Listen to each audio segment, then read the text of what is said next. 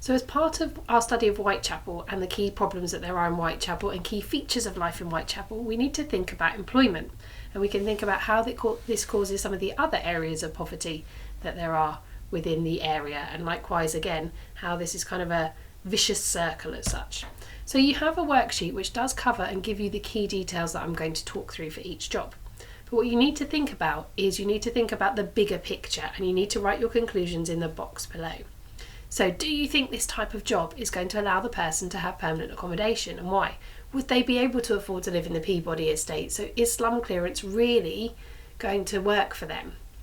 Do you think this job is going to be a steady job, or is it seasonal and therefore they're going to need to have more than one job? Which of the other problems in Whitechapel is this job going to connect up to? So we're thinking about how all of this plays into poverty and creating that horrific situation that there was for people in Whitechapel. So we're going to start with a particularly bad job, which is being a match girl, and this is suitable for women and children, or lots of women and children did this role. Now this is where you dip wooden sticks in white phosphorus to make matches. Bryant and May are the main company, and they employ people in factories and at home in sweatshop conditions. But in 1891 the Salvation Army set up a rival factory producing matches with harmless red phosphorus. Now this is more expensive, but they do produce 6 million boxes a year. They find it harder to compete and are eventually taken over by Bryant and May in 1901. There's poor pay for this kind of job, so 14 hours a day for less than 5 shillings a week, and this leads to a strike in 1888. So think again, would that apply to being able to live somewhere like the Peabody estate, or are you going to be stuck in a rookery with this job? There are really long hours in this job, okay, so it makes it quite risky. If you work in a factory, you've got risk of phossy jaw, so this is where your teeth are damaged, your gums are damaged, and this eventually causes brain damage. There are other health complications as well from working with white phosphorus. So it's carcinogenic, so it can cause cancer. And there were also several children dying from eating white phosphorus at home as well, when it's something that they do in their home area, in the sweatshop conditions as such. So if you're working in a factory then, there could be excessive fines. So if you were caught talking, or dropping the matches, or going to toilet without permission, you could be fined anything from 3p to a shilling for the different offences.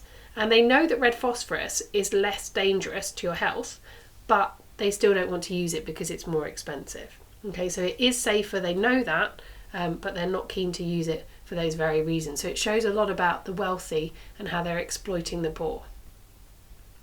So prostitution is not something you choose as a career path, okay? This is where women go to if they're absolutely desperate, and you wouldn't necessarily be a prostitute. You might do something like this to make sure you could get accommodation overnight, but you'd still be looking for other employment, and you still might find other employment. But they're selling their bodies as a real last resort. Now there's 2 different types of prostitute. There's higher class prostitutes who don't have any diseases, who aren't obviously alcoholics, who can work in a brothel. Now, according to the Metropolitan Police, there were over 60 brothels in the 1880s. But the lower class prostitutes, the ones that we will probably come into more contact with in a sense of Jack the Ripper case, are walking the streets trying to get customers. Okay, so Whitechapel is very near to the theatres and the docks with many pubs, so men frequent these areas looking for prostitutes. And they have to go to doorways and stairwells and flats and courtyards or alleyways for their business, which obviously isn't particularly safe for them. Now these often are women who've lost their jobs or their husbands, or they've lost their families because they've become alcoholics, or they've been subject to violence, and their wages are pence, and it is literally survival. It's not anything that you can use to work your way out of anything. It's a very risky job, massive risk of violence. No customers means no money, and often no bed or place in a lodging house for the night, which is safer than being on the streets. And from 1885, 5 women who were using prostitution to make sure that they could get a bed for the night were murdered by Jack the Ripper. You're also at risk of sexually transmitted diseases, and you could often have many children who are forced out on the street at night if you've got a room and you're using this for your place of business. So dockers unload ships as they arrive, including cargoes of sugar, timber, tea and spices. There's very little mechanisation, so it's all done by hand. And it's really difficult to predict what ships are going to arrive and when, due to the bad weather. So an example of this, in 1861, at the West India dock, there's 42 ships in one week, 131 in another, 209 in another week, and then 85 in another. So they never quite know how many men are going to need to be employed. It is also very seasonal. This is really suited to young men, and you get 5p an hour if you are on a casual rate. You could earn up to £4.40 for 2 hours work, plus rates and a bonus for unloading the ship quickly. However, there are no health and safety rules. If you're hurt by explosions or falling produce, there's no insurance and no future job. Okay, there's a call-on system, so you might be herded into a shed with bars like a cage. Weaker people might be trampled to death in the cage, treated like cattle. Punches, pushed, shoved to go into the docks to work for 5p an hour unloading a ship. So the foreman might come in, you might be stood in there waiting, and the foreman will pick people, and then the rest, so it might be 2 hours work, earning £4.40 for some people, and then the rest of you be sent home. It's dangerous, and half the workers sustain serious injuries. So this is casual labour, not really a regular job. It's dependent upon what ships arrive, and in 1880 over 10,000 men who are trying to work, but there's only enough work for 6,000 men. So you're employed by the hour rather than being employed in a long-term position. So tailoring and shoemaking by hand. Unskilled jobs such as button sewing, pocket making are completed in sweatshops by women and children, and a normal working day can be 15 hours. So the types of person that it's suitable for: men, women and children, and you often found that perhaps immigrants, Jewish immigrants, were employed in these sweatshops as well as part of Jewish tailoring businesses. Women earn less than men. You could be paid in food, so that's bread, and prices of coats etc. vary from 5 shillings at one point, 3 shillings for the same garment later on. So it goes up and down depending upon the economy, which then has an impact on what you're paid.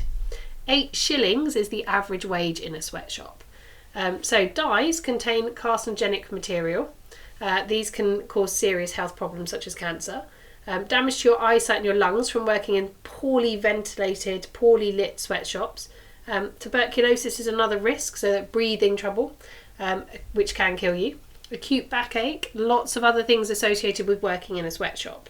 So your pay is dependent upon you finishing the job, and you don't know how many orders are going to turn up, so you might have to take on help to do this if you're doing it at home. Immigrants skilled at this job would work for lower wages, so this causes tension.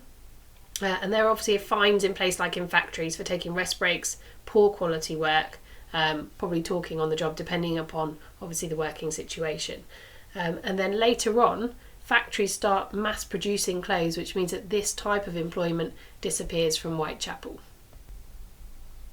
Carrying on with the garment making then, making artificial flowers to be used in hats, in clothing or for floristry displays is another form of employment that could be available in Whitechapel.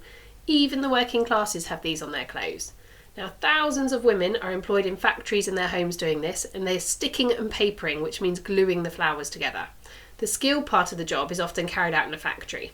Now, you could work an average of 72 hours a week, and that could cover 3,360 flowers. So this kind of work is suitable really for women and children or older people. There's poor pay. Many branches are paid like 2p. If you're going to make a branch, for example, of this of the flowers, if you're covering the branches, then that leaves 3 shillings and 9p for thousands of flowers that you're expected to complete in this order. Now, risks. You'll only get paid if the order is complete. Working at home means it's not regular, so you'd have to combine it with chores, looking after your children, other employment, so having your water, getting your food, etc. You're probably more likely to live in a rookery if you're doing something like this. This is a seasonal occupation, so it's not all year round, but you can do this at home with little skill needed. Moving on to connecting up the dots with our living accommodation, you could perhaps be a lodging house keeper. So owner of a lodging house is tended not to be obviously the keepers of the lodging house. In 1851, the Common Lodging Houses Act meant you were subject to sanitary regulations. So this means you're limited to a number of beds, and you have to notify the authorities of outbreaks of diseases. Now you can charge up to 8p for a double bed, 4p for a single bed, and 2p to sleep behind a rope.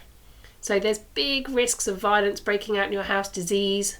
The owners are often absentee, the conditions are really poor, and people running away at moonlight if you're owing money to these people if they've been in there for a longer term situation in a rookery, for example, if you're the keeper of a rookery. So you might well lose out money there. But obviously you'd be sorting out violence on a day-to-day basis and trying to keep your lodging house reasonable. These are often on the most dangerous streets like Dorset Street and Whitechapel, where the police would not go down. So local authorities can set up their own lodging houses, and the Peabody Estate is obviously set up to improve conditions of the poor, and the Slum Clearance Act after as well was kind of targeting removing your type of dwelling. Particularly kind of trying to create houses like the Artisans Dwelling Act is trying to create good houses for working class people. So this is threatening the type of house that you could own. But overall, lodging house keepers tended to be men, and they tended to not own the lodging house. Shopkeepers then tend to be male, and their shop assistants tend to be female. Now there's quite a risky business in a sense for this. So whilst you might think, oh, they're quite wealthy, actually you've got a big risk of debtors because people bought things on credit and then paid you later. The recession often meant you had to reduce your prices for your customers, but obviously you still need to get that same amount out of the food. So they often mix food with other materials to make it go further. So you might mix in with flour sawdust, for example.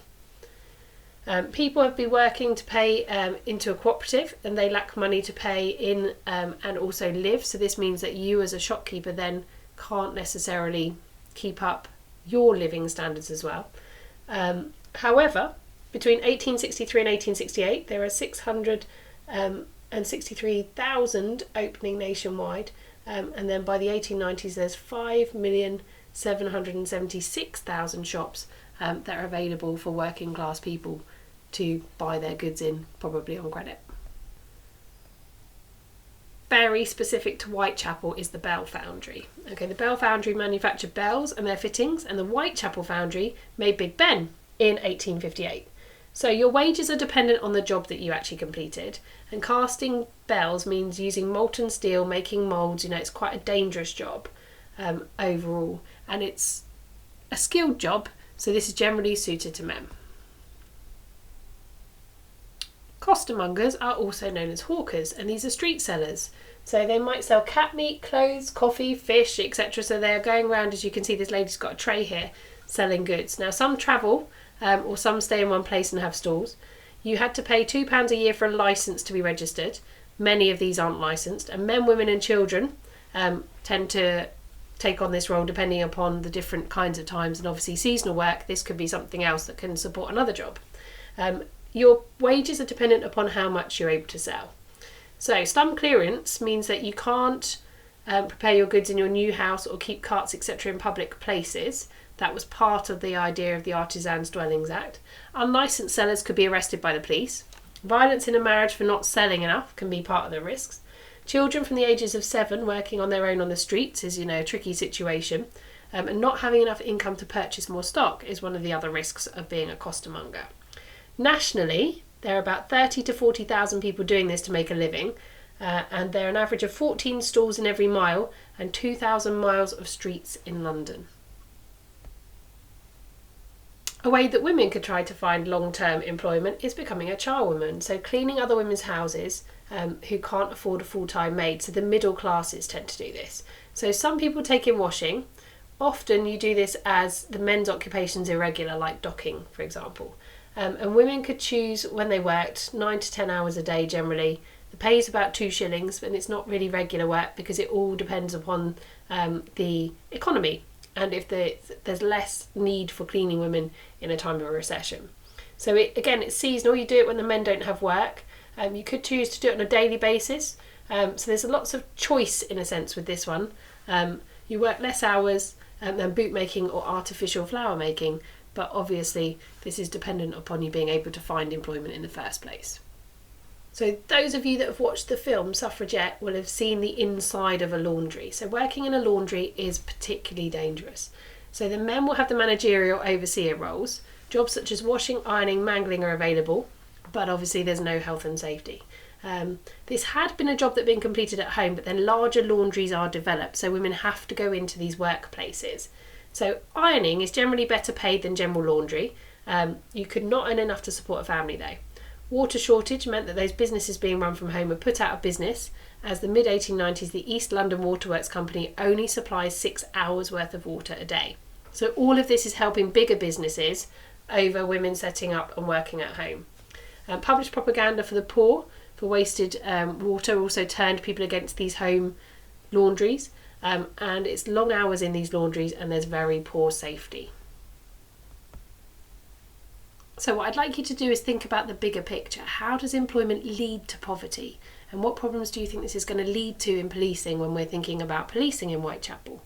The next thing you've got to do is at the end of your worksheet is you've got to summarise that best to worst job in your opinion and why, giving your justifications, and then thinking about the implications for these other areas. After you've done that, then I'd like you to go to the revision cards, and I would like you to look at the tensions area so that we've kind of covered all the basics of the key features in Whitechapel before we move on to looking at policing. So you need to think about the different tensions between the different groups, with the Bessarabian tigers, for example, and the page numbers that you're going to need are 161 to 165 and 170 to 172, and these are cards 7 and 9 on your revision cards. Okay, so not card 8, cards 7 and 9. Okay, so that's the next thing you need to move on to do, please.